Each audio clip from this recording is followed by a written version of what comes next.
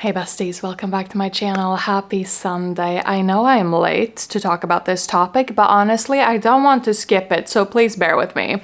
I want to tell you the things that I bought in 2023 that had the most impact on my style, or my favorite purchases of 2023, however you want to phrase it. The first thing being the thing that is draped across my shoulders right now.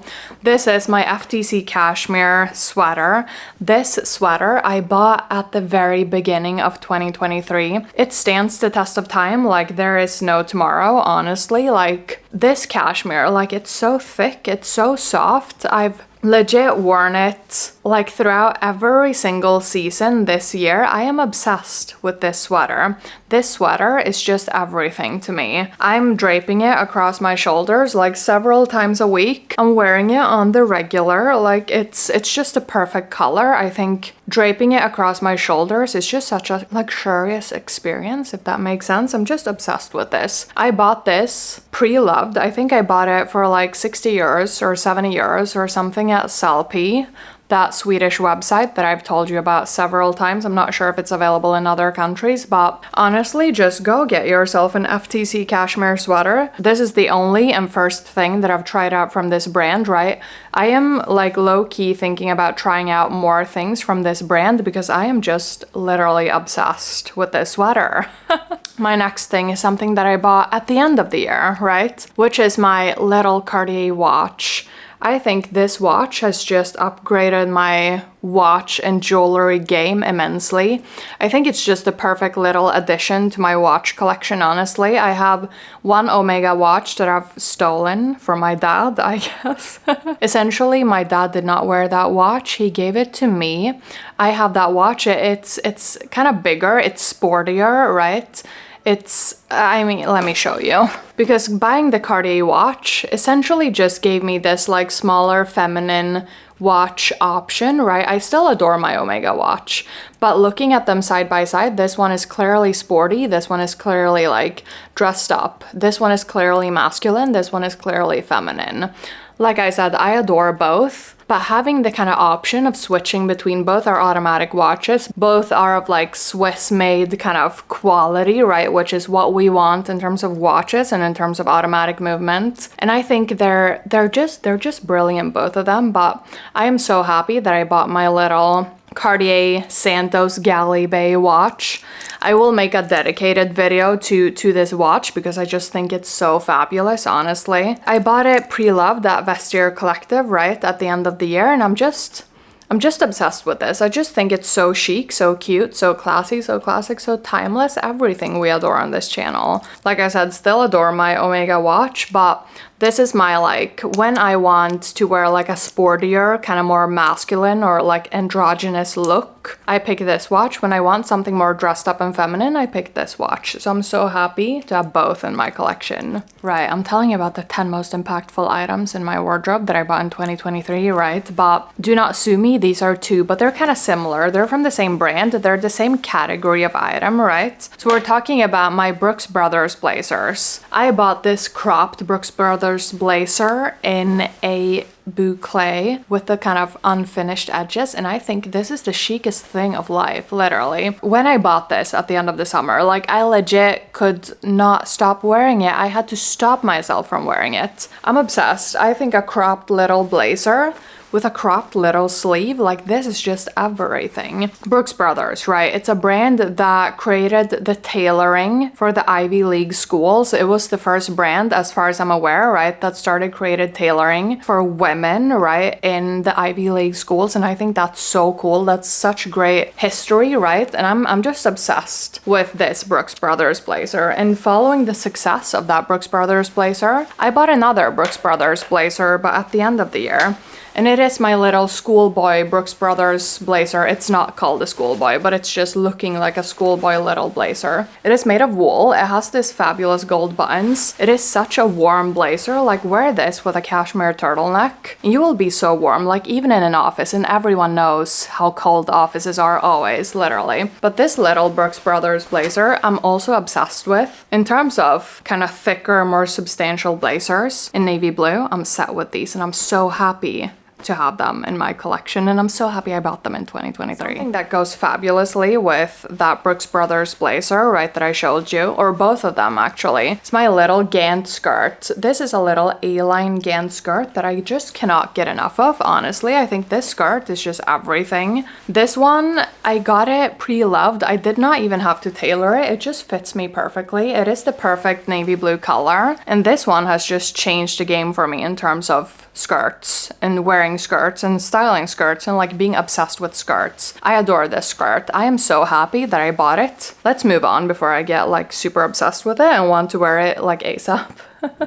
And while we're on the topic of Swedish brands, if you want to call Gant a Swedish brand, I bought a Toteme sweater. I am obsessed with this Toteme sweater. I was influenced to buy a Toteme sweater, let's be honest. This sweater just broke the internet. Every single influencer has this sweater. It has the fabulous wide sleeves. I think this was what sold me on this sweater, honestly. And I am just obsessed with striped sweaters now. Like literally, this is what started my striped sweater obsession. I think a striped sweater is just so classic, so timeless, so chic, if you will. I mean, there are many dupes to Toteme sweaters, but there's just something about this sweater. Like, I tried out the dupes. Like, I had a look at them, at least. And, I mean, compared to this one, they're just not substantial enough to compare to the Toteme sweater. So I bought a Toteme sweater. I'm pretty happy about it, to be honest. And I think it had a pretty substantial impact on my wardrobe. And just because I have it here and I can show you, I bought a striped sweater the other week. It is from the brand Celine. It is in cashmere. I low-key bought it because I am obsessed with the Toteme sweater, right? But it is black in this off-white color, right? So I felt like I needed, it was not a want, it was a need. I needed a cousin for the Toteme sweater, right? But in a navy blue. Do you see this? This is the navy blue and brighter white. This is the black and more kind of creamy, kind of milky white.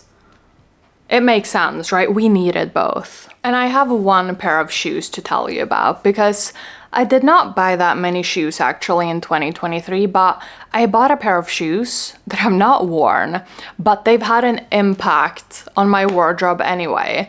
Because just look at these. How can you look at them and not be inspired? They're just sparkly. They're my favorite color, which is green.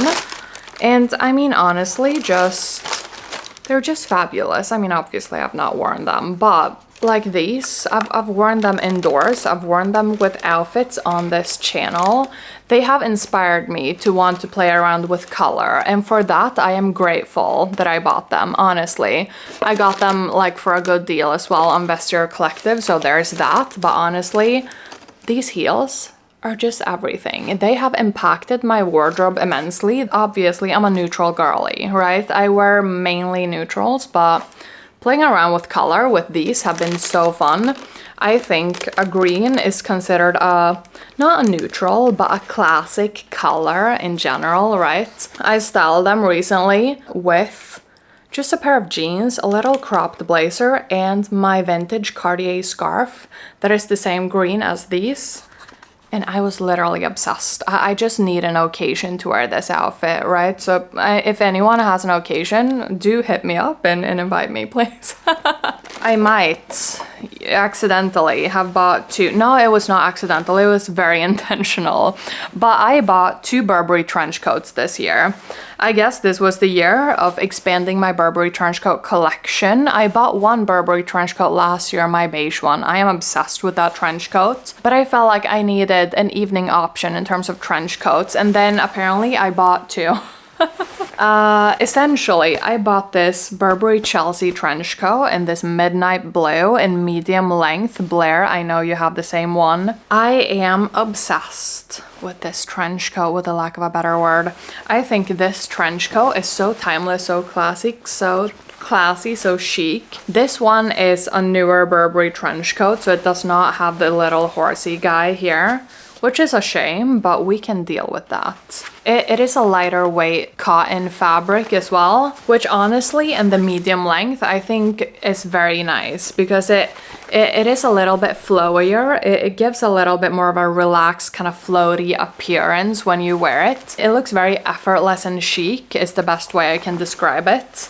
I mean, it obviously has all the bells and whistles that Burberry trench coats have, right? It has the little D-rings on the belt. It has the little kind of Burberry checkered thingy under the... What is this? The neck thingy? I am losing English. Who is English? We don't know her. Literally, navy blue is such a core color in my wardrobe anyway, so this just goes fabulously with everything. I think even with just like a little sweater and a jean combo with some sneakers, I think this is so chic. And it can be dressed up with like little dresses or skirts, combos and stuff like that, and I'm just obsessed with this. This is just fabulous. I could not pass this up, even though I bought a Burberry trench coat earlier on this year. This is maybe even more evening appropriate, if you will.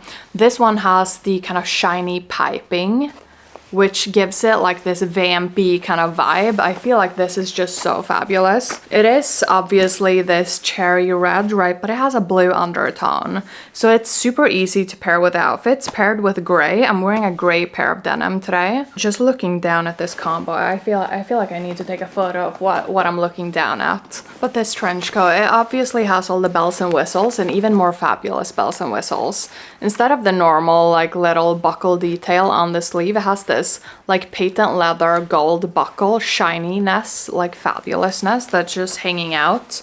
It has the gold D-rings. It has the same like patent leather little shiny buckle. It has a cherry red checkered lining. OMG, so fabulous. And I found this, like I said, in one of the little secondhand shops in Stockholm, and I could not walk away. My mom was like, that fits you perfectly. Like even a little lady in the store, she was like, OMG, that coat is perfect on you. It looks like it was sewn for you. I'm like, oh my gosh, thank you so much. You are the sweetest. And honestly, I could not walk away. So I just had to buy it. And it was around Christmas as well, which is obviously when you feel a little bit more spendy in general, right? It's obviously here, so clearly I bought it and I'm clearly obsessed. Think of an aesthetic, right? That was basically embodying the entirety of 2023. Right now we've moved on to like the mob wife aesthetic, but in 2023, I'm pretty sure that every one of you are saying quiet luxury at this point in time. Quiet luxury literally took over the entire internet. If you have not heard of quiet luxury, you have not been interneting at all in 2023. I just had to try out the quiet luxury brands, honestly.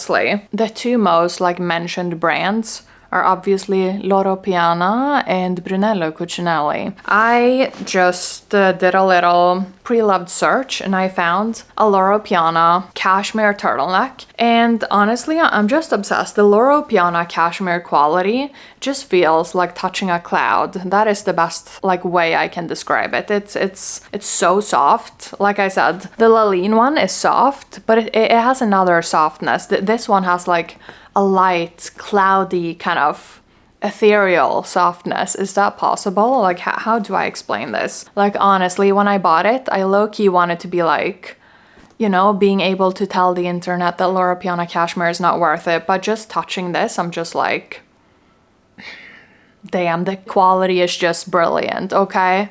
That's everything I can say. So I tested the Loro Piana cashmere turtleneck, and it's just fabulous, okay? I bought it and I am glad I did, and I'm glad I got it at such a good deal. Like, these ones are like 900 or something euros if you buy them new. Don't buy this for 900 euros, please. There are so many nice cashmere brands out there. I think I want to do like a cashmere comparison. Is someone interested in that? Because I am obsessed with cashmere.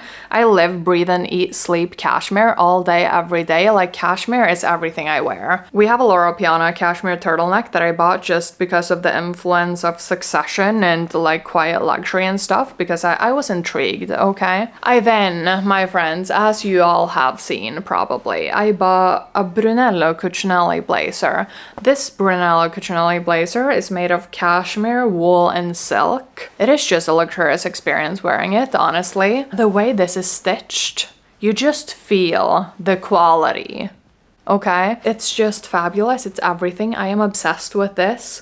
If you have the opportunity to buy a Brunello Cucinelli blazer, not for 4,000 euros, but like pre-loved for a good deal, then please do buy it, because honestly, I bought this one and I am so impressed. I think it is just so nice. I already have 20 designer bags, right, in my collection. So last year I was like, let me just try to take a break. Let me just not buy bags for a year, you know?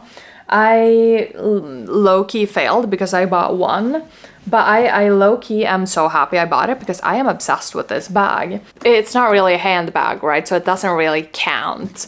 This is a vintage Dior Duffle. I bought this vintage Dior Duffle at Vestiaire Collective. I bought it for like, I think 400 euros or something, and this is just the most fabulous duffel bag I have ever seen. My mom has a Dior Duffle too, and she is like, she's had it since the 80s, right? So I've always seen that Dior Duffle and I've always been like, oh, that is so fabulous. I've low-key tried to steal it. She's stolen it back. So I bought my own Dior Duffle and I am just obsessed. Every time I travel with this, people are like, look at that duffel. That is so fabulous. OMG, when did you buy it? Where did you buy it? Has this been passed through family for forever? It looks vintage. It looks so cool. It looks fabulous. I'm like, yes, all of the above. Go get yourself a vintage Dior Duffle. Just go scroll on Vestiaire Collective or whatever is your favorite pre-loved website. Because this, I am simply obsessed. Like, it goes fabulously as well. Like, just popping this on the Rimowa and rolling it through the airport. Like, honestly, the most fabulous travel combo of life. I am obsessed with this Dior Duffle. But I wanted to include two bonus items because right at the end of 2022, very end of 2022, I bought two bags. So in 2023, I could not really, like when rounding up my best purchases of 2022, you cannot really mention like handbags that you've just had for like a month. That's not fair, okay? I think especially when talking about something like a designer bag, you have to have tested it out a little bit before kind of, you know, giving someone a recommendation to buy it. At least that's how I think about things, right? So at the end of 2022, I bought this Celine Triomphe tote.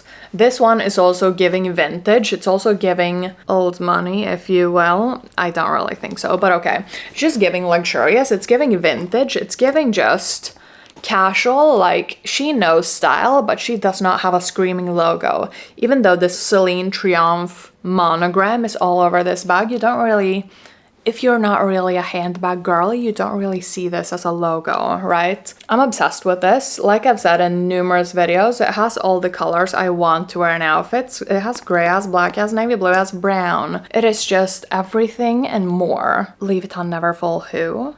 We don't know her anymore. We adore this Celine Triomphe tote. I do not know what year this is from, but I basically just searched on Vestiaire Collective for Celine Triomphe tote. I found this. I think I bought it for like 200 euros or something. It was such a steal, honestly, because I just wanted a little bit more of a low-key work bag. I bought it at the end of 2022. I've worn it legit throughout all of 2023. Similarly, at the end of 2022, I bought this Hermès Evelyne, and I have not shut up about it ever since, literally. I've not worn it like any week of the year of 2023, honestly. This one is just my favorite bag of life. I have recently realized that I've not done a review for this bag. I've done a comparison, right, between this one and my Hermès Evelyne PM, but I've not done a review for this one. So if anyone is interested, after I've blabbered on about this one for a year straight, is anyone interested in a review? Because I can make a review. I have lots to say. It's just my obsession, honestly. I mean, clearly the review will be positive. If you have the opportunity to buy an Hermès Evelyne, this one is in Clemence leather. It is in this delicious espresso brown color. It has palladium hardware. It's honestly everything and more. This was a fabulous purchase. I am so happy I bought it. I'm so happy I'm owning it. And I think this is my favorite bag in my entire 20 designer handbag collection. Like, that is a big statement, but this is my everything. Okay, this is my child.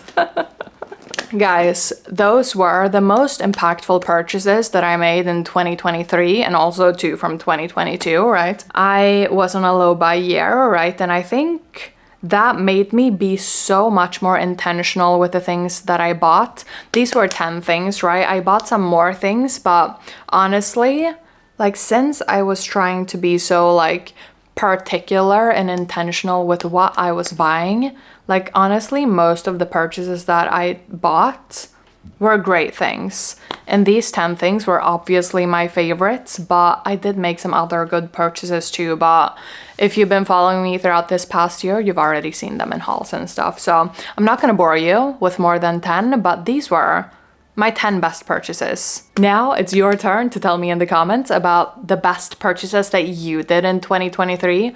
Why were they impactful to your style? I would love to know, honestly. I love hearing from you guys in the comments. Thank you so much for watching this video and spending this time and space with me. You will see me back here at 3 p.m. Swedish time, CET, next week. And until then, stay safe, take care, and I will see you soon. Bye.